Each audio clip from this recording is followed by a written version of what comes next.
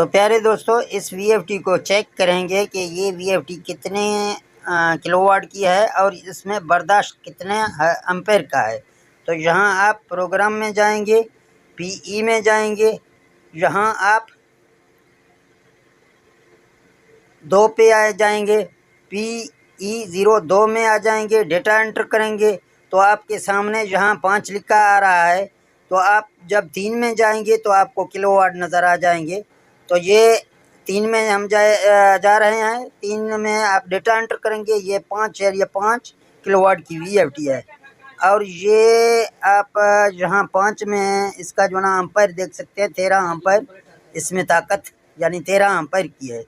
तो ये 13 एम्पायर से ऊपर अगर आप इस पर लोड डालेंगे तो ये आपका फॉल्ट देना शुरू करेगा।